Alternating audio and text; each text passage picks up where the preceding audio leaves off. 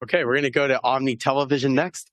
Yesterday, there were Palestinian protesters tracing the Prime Minister out of a restaurant in Vancouver.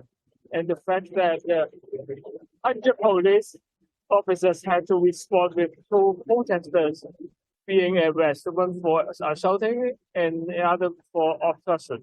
What's your intake on that? I missed a bit of the question, but I understand you're asking about the protest towards the Prime Minister around what's going on in Israel and Palestine. So our concern is that so far the Prime Minister hasn't taken a position on ceasefire and the release of hostages, that position. We've been calling for that for weeks now. We've seen the horror that's going on. We condemn what's happened by Hamas, the terrorist attack of Hamas. We condemn that unequivocally. I also want to mention we've learned, and I'm really heartbroken about this, we've learned about Vivian Silver, who is a Canadian, a longtime peace advocate, and someone who's been an activist for peace. I met with Vivian Silver's son, and we've heard from both her sons who talked about the need for a ceasefire and the release of hostages.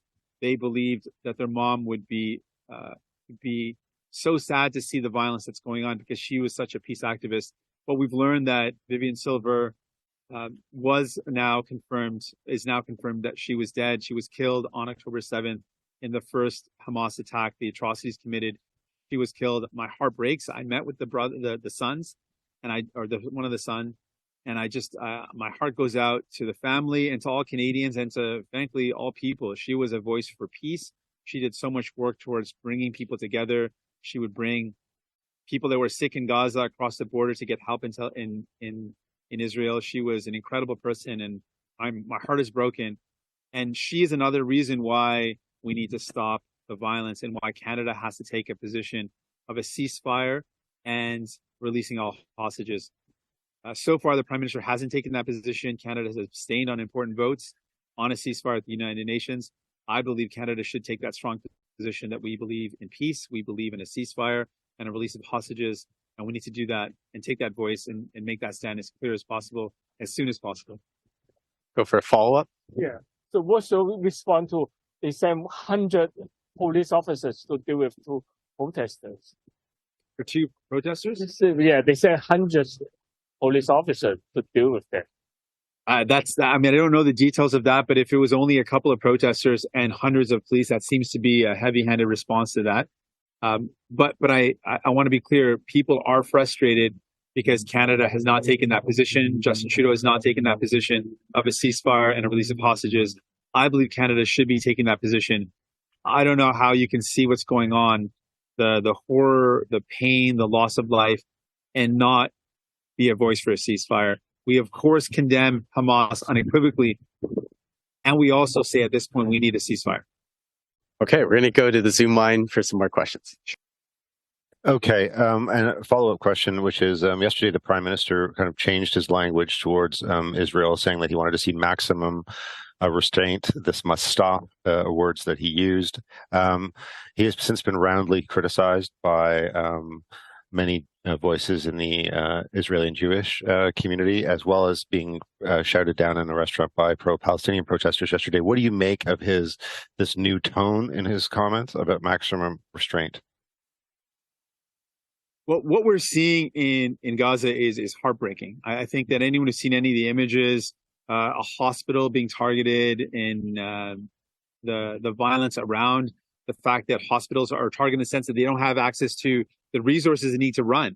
We've got hospitals where the World Health Organization is saying that this is a humanitarian crisis where there's not the resources, the fuel, the electricity, the medical equipment to provide care to children that are in incubators. I mean, this is really heartbreaking to see the images, and I think we can't turn away from them. They're haunting to see the violence, the destruction, the lives lost. We are unequivocal in our condemnation of the terrorist actions and the terrorist group Hamas. Their atrocities should be condemned and have to be condemned. And at the same time, we also are seeing just this horrific violence continuing, and we want to see an end. And so I would say to Justin Trudeau what I said to him in our urgent meeting that I requested, the same thing. Canada needs to take a position in support of a ceasefire and a release of hostages. We've got to support an end to the violence, and we've got to see a path towards peace. We believe in a two-state solution, and we want to see the people of Israel live in peace and security. We want to see the people of Palestine live in peace and security. And we've got to do our part as a nation that's long held a reputation for defending peace and supporting the sanctity of life. We have to take that position again. And a question on Israel and Gaza. I'm wondering what your reaction is to Prime Minister Benjamin Netanyahu calling out Trudeau yesterday for Trudeau's remarks. Sorry, calling out Trudeau for his remarks yesterday about maximum restraint. Netanyahu tweeted after that in reaction and was not happy. Well, I'm not surprised that Netanyahu is concerned about being criticized. This is a leader that has been criticized by the people of Israel soundly, is running an extremist government. The Netanyahu government is an extremist government. This is an extremist himself with very dangerous policies, dangerous to democracy, dangerous to the people of Israel. People in Israel have very actively opposed his agenda, have protested him. And so I'm not surprised that he is responding. There should obviously be a full respect for international law, and there are deep concerns about that not being followed. And so that's a fair criticism. My concern about Prime Minister Trudeau is that he has not yet taken the position of a ceasefire and a release of hostages. That combined position is one that we need to take as a nation. We play a very significant role in the world. Our voice would have weight, would make a difference if we were to call for that combined position as a nation of a release of hostages and a ceasefire to stop the violence, to be a voice for peace. That would be something very important and very significant. And so far, the Prime Minister has not taken that stance, and that is something people are critical of, and I understand why.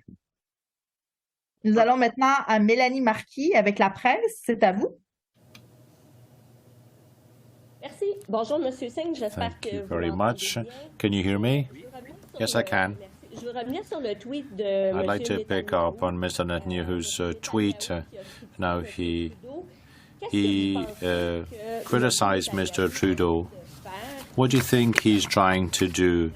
And what does it say about France and Canada's leeway or wiggle room on this issue? We've criticized Netanyahu. It's clear that Netanyahu is even being criticized by his own citizens, the citizens of Israel themselves. Now, he's a leader who has who makes extremist statements, rather. His values are extremist as well, and I think he deserves to be criticized for that. Now, he reacted to Prime Minister Trudeau's criticism of his action in Gaza, but I'm concerned by Canada's position. Canada must take a position in favour of a ceasefire and the freeing of hostages. To date, the Prime Minister has failed to do that, and I think he must take a firm position. Canada in the past was a country with a fine reputation for standing up for peace in the world, and we have to take that position again. We have to take a concrete, firm position in support of a ceasefire and the freeing of the hostages. At the same time, Mr. Singh,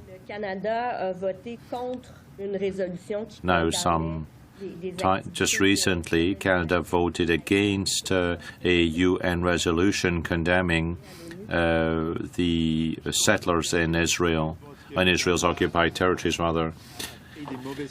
Well, I think sometimes Canada takes the wrong position. There was also a UN notion on a ceasefire, and Canada abstained on that important vote. Once again, I would like to reiterate my unequivocal condemnation for the terrorist actions of Hamas. I condemn terrorism in any form, and I continue to call for Canada to demand a ceasefire and the freeing of the hostages. What we're seeing on our TV sets, people being killed, kids, families, houses destroyed. This violence really requires Canada to take the right position, and that has to be a ceasefire and the freeing of the hostages.